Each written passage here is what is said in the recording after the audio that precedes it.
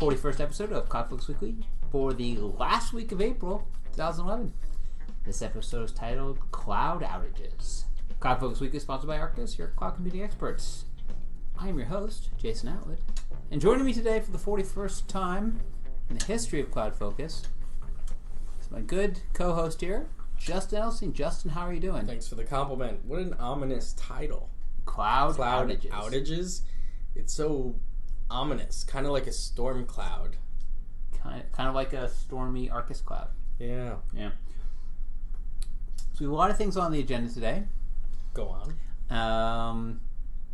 Including cloud outages. There's a couple outages of cloud services, basically some that were still going today. Some happened last week. We'll talk about those.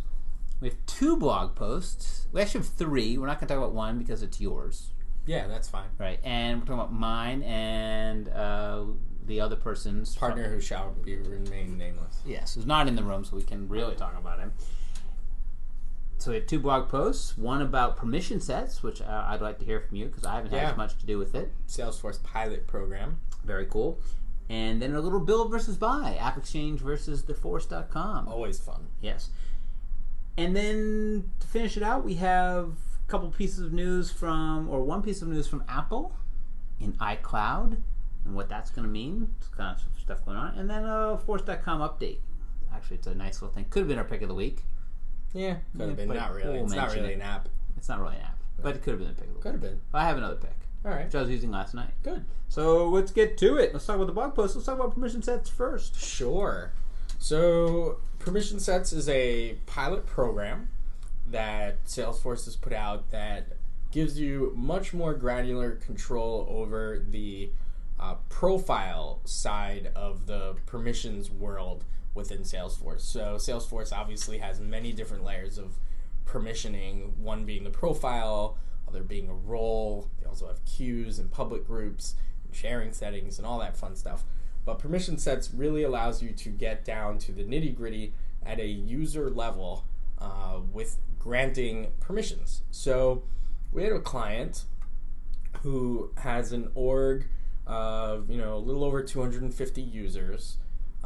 Within that org, they have 42 profiles. It's not bad. Yep. Of which more than half of those 42 profiles were used by 5 or less people.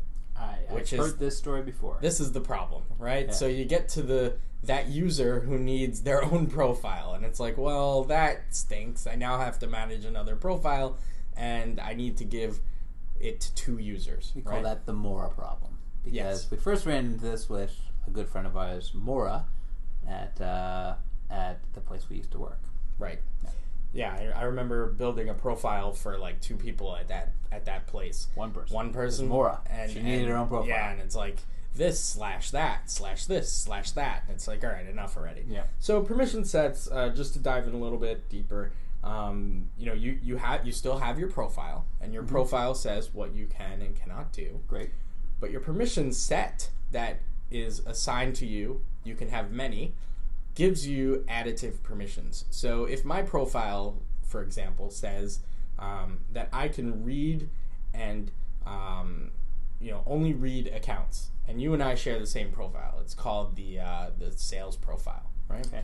And we can read accounts. We can't add them. We can't edit them. We can't delete them. But I'm special, so I need to be able to edit. Kind of a big deal. I need to be able to create, edit, and delete accounts. But I don't want to create a new profile for just one user. I can create a permission set called create, edit, read account, or create, edit, delete accounts, and assign that to just me. To a user. So permission sets get assigned to a user. 2 users. And you can have more than one permission set as a user. Okay. And permission sets, the word set, sort of lets you know that you can add multiple permissions to a set and then assign that set to a user. So I can have a marketing user permission set, right? And they have the same profile as a sales user, except they need to be able to delete campaigns and convert leads and do a bunch of other things that a marketing person might need to be able to do, but I don't want my salespeople to be able to do that. Well, now they can have the same profile, but I can create a permission set called marketing user, and assign that to any marketing user that I might have in my organization. And it allows me to really keep my profiles sort of scaled down, right? They're at this point they become sort of bare bones, right? They're the basics. They're what the lowest common denominator of user needs. And then you add permissions through permission sets that go to individual users. So I have not worked with this at all. Right. You guys have been working with it in spite of me, which is in spite of you. a rare Right. occurrence. So give me like a scale of 1 to 10, 10 being the greatest thing ever. Yep. And 1 being, I'm trying to think of something that's not so great. So right now it's in pilot. Yeah. But the potential's there for a 10. For a 10. Okay. Totally there. All right. Right now, keep in mind, pilot, it's at about a 7. Okay. Just because it still lacks a couple of the things that a permission that you would think would be there from a permission perspective that a profile lets you do, like hiding tabs. That's not available as a permission set. Okay. So that's still controlled only by the profile. But presumably, everything that you can do within a profile will eventually come to a permission set near you. And right now, the user interface for doing it is all within the Salesforce UI. So right now, there's no API access. Soon there will be, but not necessarily through the through like being able to load them.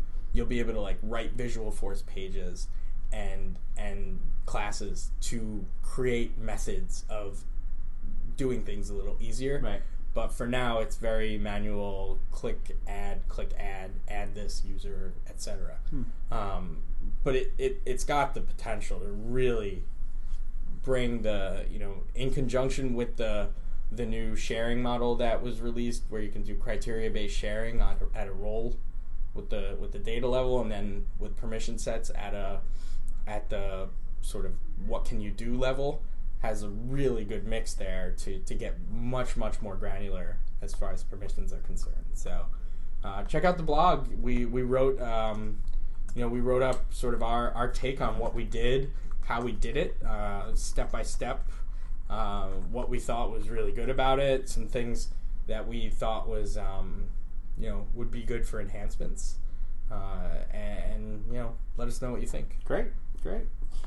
In other blog news, I wrote one that I've basically been thinking about for a long time, because it's something that we come across, I would almost guess, every single day, which is, actually it's a combination of two articles that were sitting in my head. One was called, one was about project management and building out a custom project management, which we have, and another one was called build versus buy. And so I just kind of combined them because I thought each had enough that I could talk about it and not get into too deeply. But basically, so the blog post is entitled "Why We Built a Custom Project Management Application," and it's a take on the build versus buy, or buy versus build, Force.com customization versus AppExchange products, and then I sort of used us as the example, and because it is a hybrid example, we basically started with a package and then built it out from there. So, kind of goes over some of the questions about, what are your requirements? What's your time commitment? Are you able to manage code in the future? Do you want to keep up with the Joneses in terms of features? All those types of things you take in. I won't go over the whole thing because it's kind of in depth, and it's on the blog. So blog.arkusinc.com. It is currently the top. Although whenever we put out this podcast, it'll be right below it. But you can search for AppExchange, I guess, is one of the tags on it, and go over it. So again, just kind of going through why we did build our own custom project management app, and we've kept extending it, and that's one of the reasons that it was good for us, is because as we built our business and as we built out our project management process, we've been able to extend it, as opposed to if it were, we would have had to take our process and push it into some other app, and this way we've kind of built around or the other way around, which is change your process to adhere to what this app does. Right. And we didn't want to do that, but we did start with an AppExchange product from my favorite Force.com labs folks, and which I wouldn't have done. We shouldn't have done. We did because of it was click install and away we go, and we were off and running. If we had to do it over again, we could probably rebuild that in close your ears, Force.com Labs people, but probably rebuild that in like a half hour. Right. But still, we are unique enough that we have our own process. We can handle the code, we like right? And it was worth our time to invest in getting our process correct to build out our own custom process. But again, we did start with the template, so there's pros and cons to doing it each way. Not managed and not supported. Right. Unmanaged. There was no code involved in the package that we got, so we didn't have to worry about that either. It's a nice little pack. I mean, again, it just takes. I think we threw away some of the bigger pieces of it and just kept kind of like projects and deliverables. Did we keep deliverables? I don't even think deliverables were part of the initial package. It had milestones? No, I think with the initial project management, if you search for project management, there's a bunch of them from Force.com Labs. This is one of the older ones, not the new milestones PM, but the one before that. It has like projects, project team members, and issues. Yes. And I think that's about it. Yeah. So we changed some of the relationships. We use all three of those objects. Yep. But we added on deliverables. We added on time entry. We built in custom stuff to move data because our process involves opportunities, which of course, so we move data. One of the cooler parts is you're on an opportunity that's closed won, and it's a one-click button to take you from a closed won opportunity to a full project. And so with all the deliverables filled out. The people, places, times. Built out a Gantt chart for visualization. Yes, which we will maybe have more news about later. Maybe. Okay. So those are our blog posts. Go to blog.arkusinc.com to read them. So let's talk a little bit about some outages. We've had 2 outages in the last week. One which everybody probably have heard of, and the other which I don't think anybody has probably heard of unless you're a Jungle Disk user. So we'll talk small first. Didn't necessarily hit the news wire, but it did hit Arkus. It did hit Arkus. So we're a user of Jungle Disk. Jungle Disk is he was just for backup, but it was bought by Rackspace. It is a service / software, so it is actually software that you install on your desktop, which creates a virtual drive that then looks up to a online cloud storage document repository, but it feels and acts and is just like a drive. So you just click on a network drive. So it looks like a network drive. You click on it. It's actually doing it through, I think, WebDAV. So it when you click on it, you basically go. You're sometimes going to pick it up immediately from the server. So you have to have a good connection.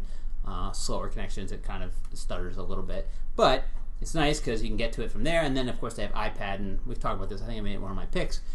I've never had a problem with it before, other than a few slowness issues. I actually dumped 170 files in it for a client the other day because they sent over a bunch of files. Actually, the funny thing is, they sent over a bunch of files in Dropbox. I then took those files and moved them onto our what we call the cloud LAN, and then they sunk back up to Rackspace. So I was moving them from one cloud. I moved them from one cloud to another cloud. So is our Jungle Disk on Rackspace or is it on Amazon? It's on Rackspace because Rackspace doesn't charge you for transmission. Amazon does. Because that is an option, right? With Jungle Disk, you can have it on Rackspace or Amazon. And you can have different disks on different services. So we can have, which is nice, you can basically build multiple disks and give different access to different disks. Really great product. And for the price, it's like a no-brainer. But it was out. But it's been out. It went out last night. I know it's up because I just accessed the file just recently. And it was out. And it's a DNS issue. They basically resolved it. They say it's going to take 24 hours. I will say, I immediately thought, okay, that's not bad. I'll go. I know they had a page that they listed their status updates. I went and looked. This is a blog post I did a while ago. And I went and looked, and I thought, okay, a bunch of stuff. But it was this morning, and actually a client came to us who we suggested use Jungle Disk and said, is Jungle Disk down? And so now I'm like caught in the middle of this, and I said, let me go look. So I looked, and they had an update, and they had big red X's and whatever. But the last update was like it was April 28th. Now is the 29th, so it's from yesterday, and that kind of irked me. I'm like, you shouldn't have more than there shouldn't be 12 hours between updates. You should have an update every 6 hours, 2 hours, saying just a one-liner. We're still working on it, estimated 17 hours, whatever it is. So I put in a ticket. I logged into the forums, I found the thread. Everybody, hundreds of people saying what it was. This is working. This isn't working. They eventually fixed it today. So there's one cloud outage. Another one happened with Amazon beginning of this week. Yeah. Where they were doing another DNS thing. DNS seems to be the big... I think it happened this week, maybe Monday. Yeah, so they had a big outage, which affected their AWS services, and hit the wires. This one didn't go. This one did get mentioned, and it's again better. They were doing some changes. It was supposed to affect only one zone. They started into it. It started to affect multiple zones. I guess their architecture. I'm not going to second guess it or figure out why or how.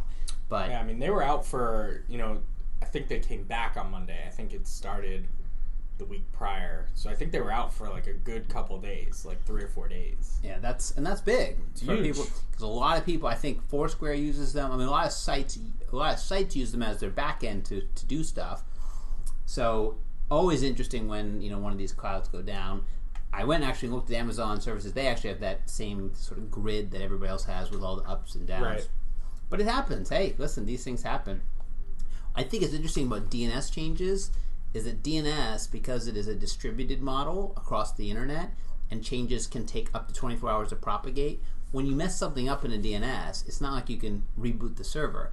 You basically sent out a bad command that could propagate across the entire internet, and then it could take up to 24 hours to repropagate once you even got it fixed. So it's not like sometimes you can something goes bad, you just kind of reboot and it comes back 5 minutes later and you're okay. This is a change that both of these, I think both Jungle Disk and Amazon, right, that took a bigger... Well, it's interesting because, if you look at, Foursquare has a status page, right? Status.foursquare.com. It's kind of just like a little blog where they post their little updates. And they posted an update like, hey, our usually amazing data center hosts, Amazon, are having some hiccups and a bunch of our services are down, right? Like, that's a little like, well, we're some... finger pointing, right? It gets a little odd, right? And then you can see like throughout those couple of days, Foursquare had a bunch of updates, right? Website and API are down. Website and API are down. Website and API are down.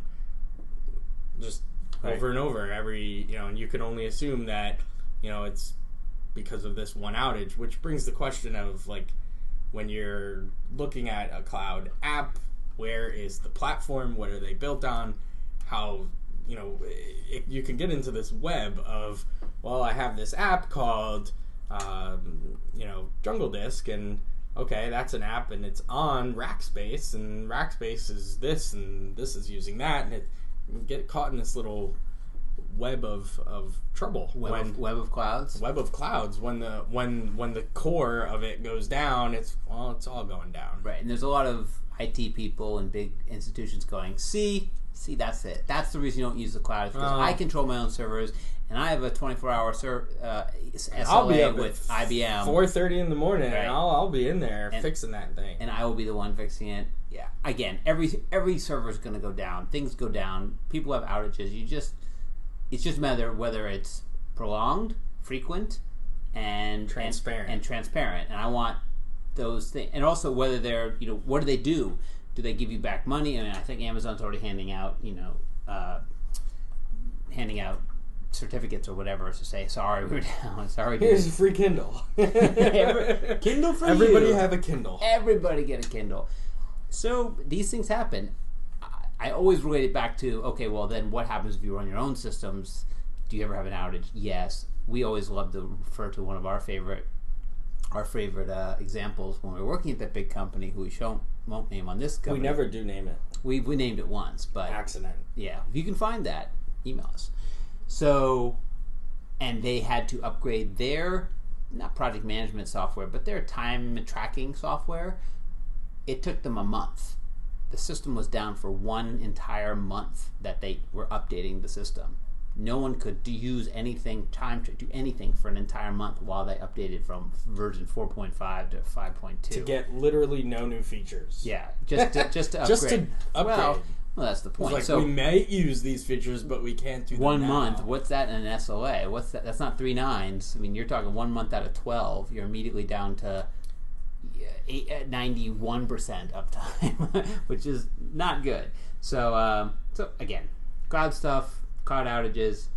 Hey, Salesforce has, I will say, knock on wood. Ooh.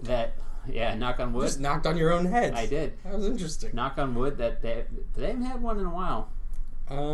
They're so spread out now on like all the different pods. 15 different pods. Maybe they have. Right. It's funny because we log into so many pods now. I have customers on. I mean, we have all these customers on NA11, NA10, one on NA3, NA4, and it's like, whoa, you're on NA3? What are you doing on NA3? That's why aren't you on NA10? That's why I love the My Domain feature. I love that. It makes things so much easier. I just type in whatever customer name.my.salesforce.com and I go, and I don't have to think about it. All right, so last two stories. One, I guess, it's a tiny story. Well, I guess we'll move it into our. They're both kind of tiny stories. Both kind of tiny stories, but this one I think is big, especially for the cloud of us, the cloud and all of us. So we've been talking a lot about the Apple data center that they have been, I think, building in North Carolina, and it's a massive one. And it made a big splash when they bought it like a year and a half ago. They bought the land, and then they've been building it out, and apparently it's ready, it's done, and they've no one knows what it is because Apple's very secretive about what they do. But a couple hints have been coming our way. One is they no longer let you buy MobileMe. You can't buy it anymore. Yeah, it's off the market. You can't buy it. So I can't. I own MobileMe. I think you could probably pay to upgrade it, but I've heard that you can't. It's off the shelves. You can't go and find it anywhere. It's literally a discontinued product. Wow.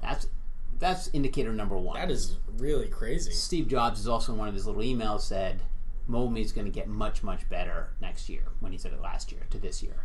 Better. So, well, some would say MobileMe is great, not great, whatever. I actually happen to love it. But anyway, so then, and there's always been talk of this subscription or streaming or iTunes streaming or something where all of the purchase of Lala, right? So when they purchased Lala, which would read through your iTunes and then put all your music in the cloud, and then you could stream it down to yourself, kind of like building your own personal Pandora, right? So it's Pandora but with all your stuff, and you can access it from anywhere you can get to the internet. I love Pandora. I know you do. I was listening to the other day and thinking about you.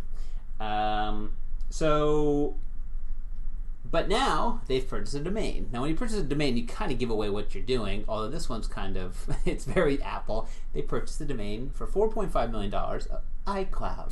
Which is interesting, because they paid a Swedish company who changed its name from iCloud to CloudMe. CloudMe. And registered CloudMe. Right. Which is sort of odd, right? Because you got MobileMe buying iCloud from iCloud, who changed to CloudMe. CloudMe. So iCloud. It's definitely coming, right? We got it. We've heard this can be pay, maybe $20. The human centipede. What? Nothing. Oh, it's going to be something around iTunes and storage, and that they're working through all the licensing, and that they're going to beat. The big one is that they're going to beat Google to the punch. Google's trying to do the same thing, but they're having trouble with the licensing. Because this is the big deal. It's not just putting stuff in the cloud. It's giving the licensing to allow me to purchase my Milli Vanilli album and then listen to it anywhere. You always use Milli Vanilli and never use Britney Spears as your example. This is where Apple... Hit me, baby, one more... Sorry. Oh, boy. It's Friday. Delete. They just deleted the podcast. Take that out and post. This is where Apple usually wins, is they have these really good relationships with the content providers after years of working at it, but now they have the relationships, they've owned the digital media space for, I mean, they pretty much created it. They didn't create it necessarily, but they've created the, what it is today with the iPod and the iPhone and the iPad and people carrying these things around in their pockets that, 10 years ago, you had an MP3 player and it played 4 songs and you couldn't get the music on or off of it and whatever. So that's usually where they win, and they also win in ease of use. So I imagine they'll come up with a really good way of getting it useful. So It's not like, Google, I could see them getting it out there, but like you have to like It's all web log based. into a web page and like just some weird thing that and then it some app comes along on Android like a year later because they sort of didn't think about that. Like I could Apple usually does these things right. So let's do a quick round. We got a quick round of stuff. So that's iCloud. I'm excited for it again. I'm a huge Apple fanboy. They can basically put out anything, and I would say it's great. Yes, so they will. I'm not even gonna. I mean, you own the Magic Trackpad. That's not from Apple. That is Apple. No. The the trackpad is. The thing is terrible. I actually like it. I hate it. Well, that's you. You have the magic mouse over That's there. right. The mouse is the way to go. Okay. Not the trackpad. So let's do a quick round. Quick round. Lightning round. Force.com books. The workbooks are now available on EPUB, and you can download to your Apple iBook store. They're in the iBook store. They're free. There's 4 of them. Nice. I downloaded them. I actually put an idea on the Ideas Exchange over a year ago for Apple to for Salesforce to distribute their release notes in EPUB so that I can get them through the bookstore. And I wonder how my idea is doing out there. But it was I just something take the notes and I drag them on them. I know you can do it as a PDF, but it's not the same. You're right. It's not. EPUB is much better. I'm gonna look and see how my idea is doing. You do that. So that's one thing. Another thing is they release new versions of Chatter for the iPad, iPhone. I don't know if Android and BlackBerry were all in the same release. Well, Android's not. It's not out yet. Well, it's a beta. My idea had 40 points. And with that release, speaking of Idea Exchange, they released, they now, when you install Chatter for the iPad or iPhone, it chats. It chats that you installed it. Very much like when you... I think it always used to do that. Nope. Trust me, it didn't. Because I've installed and uninstalled those things 100 times. It's kind of like the LinkedIn app. It's like the LinkedIn app, and it's also like the Outlook. When you install Outlook, it says, Jason Atwood has installed Outlook. And I immediately went and put up a idea to not do that. I do not like applications that push information out about me that I don't know is going out about me. So, yes, it's just putting up a status, but as I posted and as people have been posting on the Dreamforce portal, they're saying, yeah, but maybe we're in beta testing. Maybe we don't even want people to know. Maybe, that is even available, and yet it's posting millions. It's kind of an interesting thing that you mentioned that. We've had clients where, oftentimes pre-rollout, the client wants to, and they've decided that they want to use Chatter, right?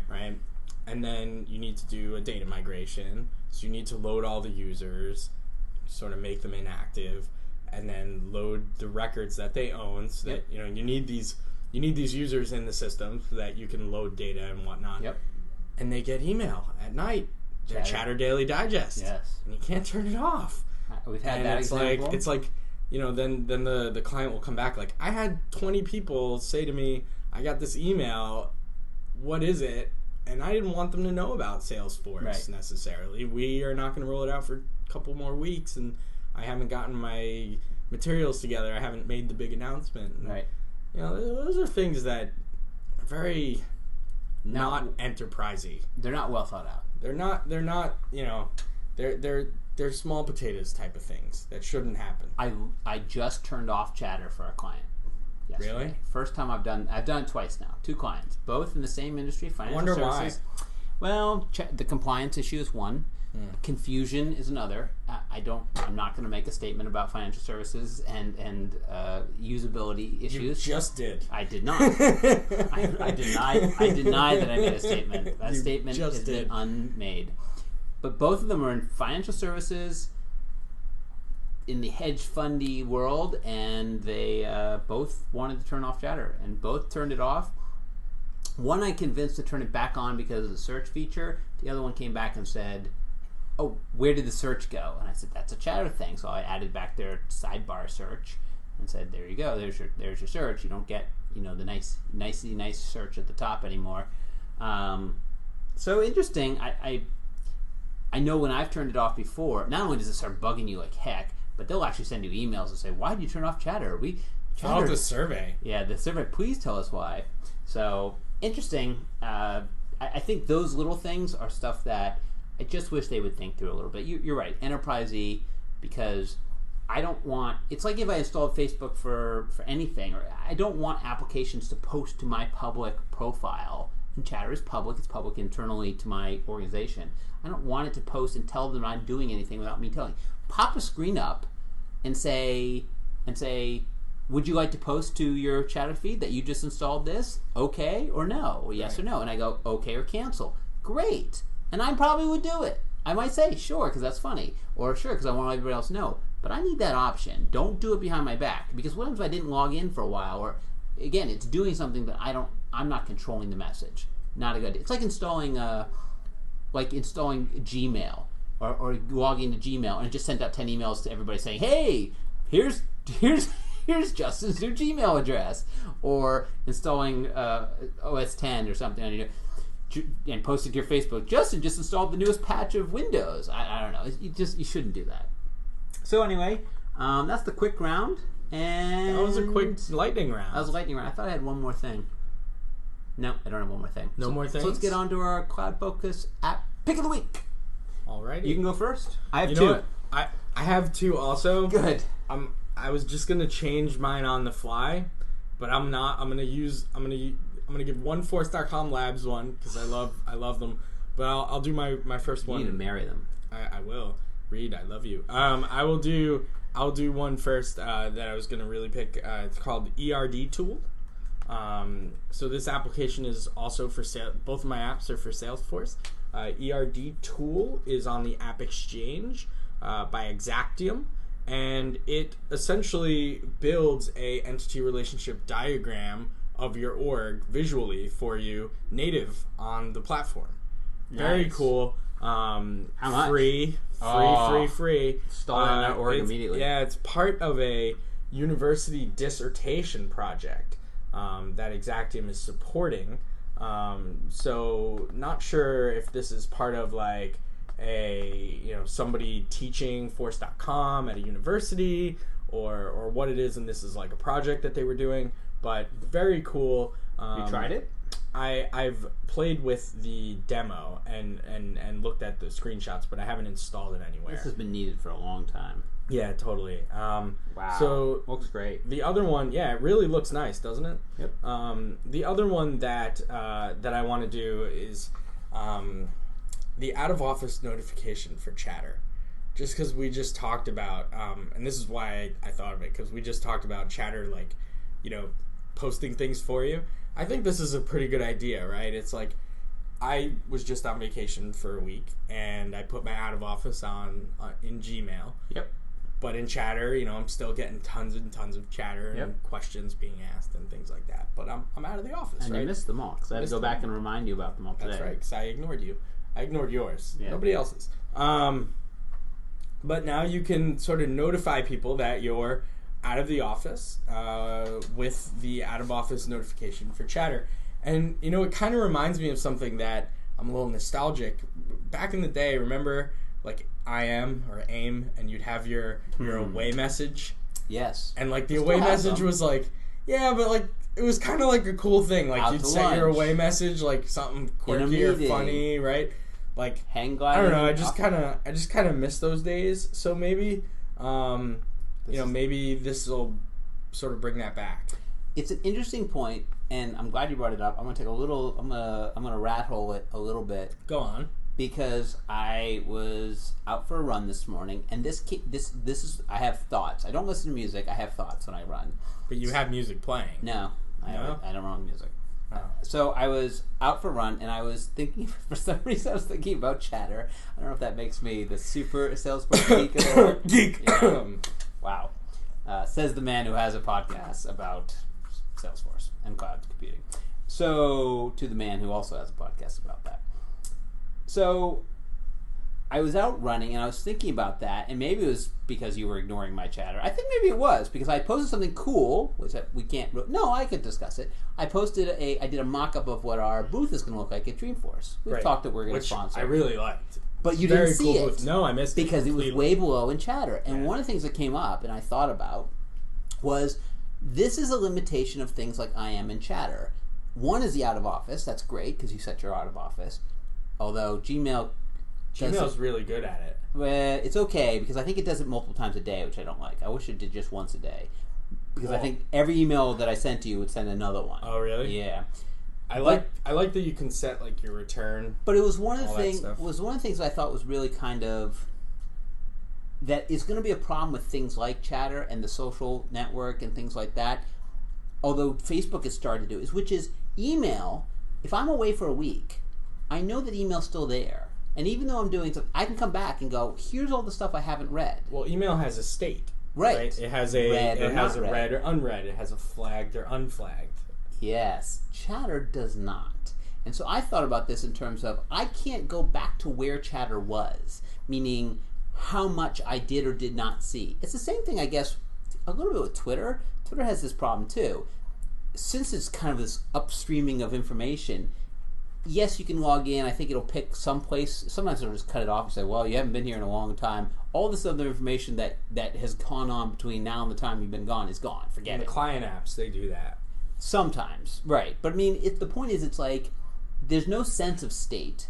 Facebook is trying to do it with most recent, but I don't know how well that works. Meaning, if I've been away for 2 weeks, does it go most recent and show me 300 Well, things? I mean, this is even stuff that RSS does pretty well, right? Yes. RSS readers have read and unread, Right, starred and not starred, Right. shared or unshared. I think to get this to the next level where I really, because this example thought, to me, when I was running this one, I was like, well, this is a good reason or a reason not to, or a scenario where you don't want to use Chatter. Don't use Chatter if you want someone to sort of have the chance to get back to you and not miss it. So use it for light communication. Well, that's where we use Google Wave. Ha-ha! Oh, nice, bring it in. Even Google Wave, though, we use it in a small environment. Let's see we'll see when we're at 50, 100 people, whether Google When Wave... we hire our 100th person? Yeah, the 100th person. When can Google Wave scale to that level? So anyway, I think it's an interesting thing. I'd like to see if they can probably handle that, which is, can I look over old stuff easier? Some filters would just be nice, like Reddit on the chatter state. page, Yeah. just having like a today, yesterday, last week, this week. I mean, that would even help. I think you need to get to a state, because if I'm looking, it's the same thing. There's a beauty of email, which again has been really well thought out. If I'm on my iPhone and I read an email, and I go to my iPad, it's red. And I go back to my laptop, it's red. And the state stays the same. If I go to Chatter and read something on Chatter, and I go to iPhone, it's there. It's always there. It doesn't go away. It doesn't unread. So I think they're going to have to get to that point of like what you have read or seen, so you can then know. But then again, what's going to create is this whole nother inbox that you have to then think about and a lot more information. So my last thought was, while Chatter might cut down an email by 30%, it's still creating 30% more stuff that you need to read and keep up with and make sure you don't miss. Lots of stuff going on. Chatter inbox 0. All right. So what's your pick? I have 2 picks. Oh. They're light and quick. One is a feature of a product I've already picked. Okay. But I haven't used it before, and so I wanted to explain it because it's really, I wouldn't say it's changed my life, but it's changed my life. So there's a feature under Mobile Me, since we were talking about Mobile Me, which you can't get anymore, although you can subscribe to it as a trial. I don't think you can buy it at this point. A new feature they launched called Shared Calendars. You can only do it within Mobile Me, but basically allows you to take a calendar that you have on your iPhone, iPad, iCal, or online, and share it with other people. At that point, it becomes basically a two-way sync shared calendar. So you can add stuff to it. Oh, so it can be a read and write? Read and write. You can add stuff to it. They can add stuff to it. Kind of like CalDAV works. But it really just works well. So my wife and I, we have a family. We have to have so I started up a family calendar.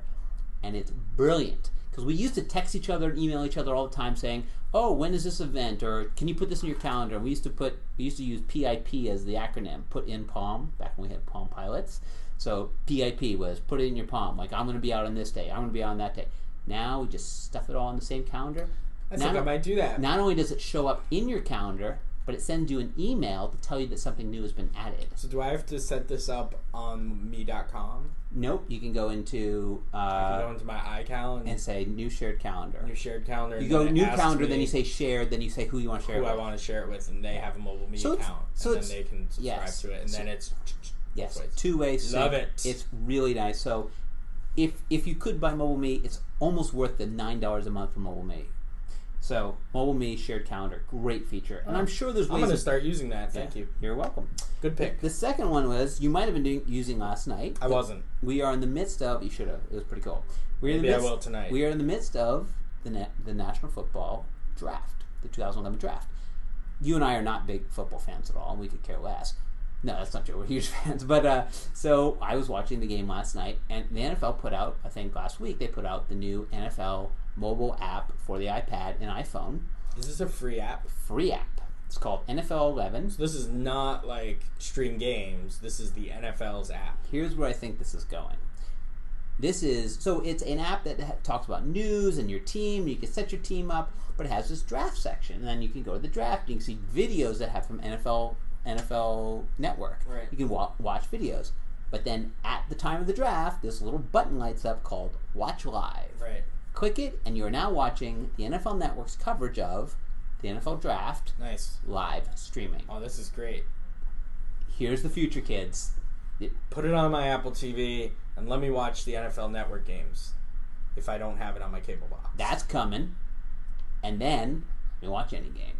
So they're definitely, I mean, it hiccuped a little bit. Not for free, though. No. Who They cares? can't circumvent their DirecTV. They have a partners. deal with DirecTV where they can do certain games and they can do internet stuff. And I guarantee you they're going to renegotiate so they can resell this or do it in conjunction with DirecTV.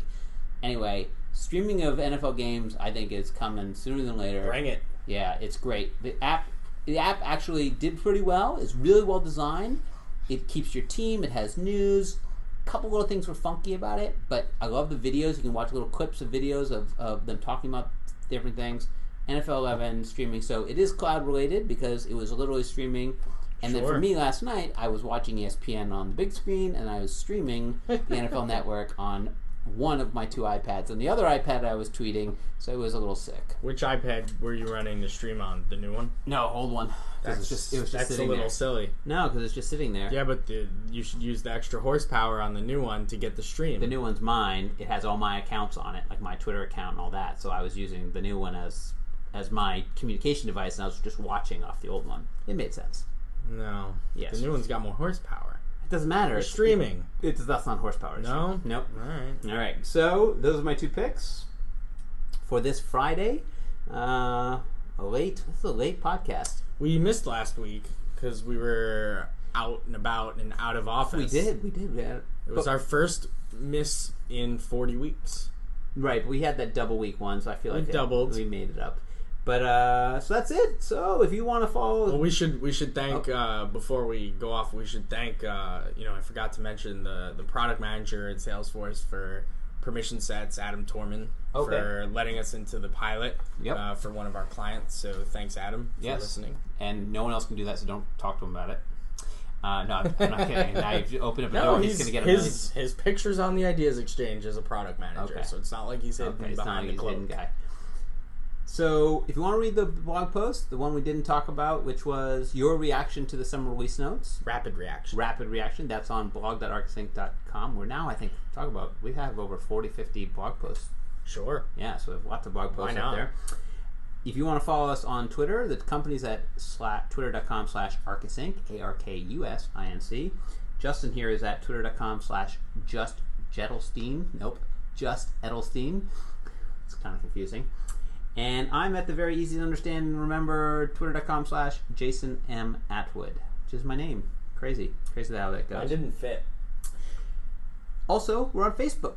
Facebook is a place you can like us, you can see what we're up to. We post all the blog posts and comment things up on there. The blog posts. And you can comment up there, great, until we add our new commenting engine, which we will eventually onto the website, which is facebook.com/ArkusInc. We're also on LinkedIn, just in case you're wondering. We're on LinkedIn. You can follow us there. Why not? They're getting kind of cool. LinkedIn's doing some new stuff. I like that they keep integrating. But anyway, and if you're like us and you want to know, or if you want to know when the podcast is coming out, want to get it immediately, the fastest way to do that is to subscribe to it in iTunes. Go to iTunes.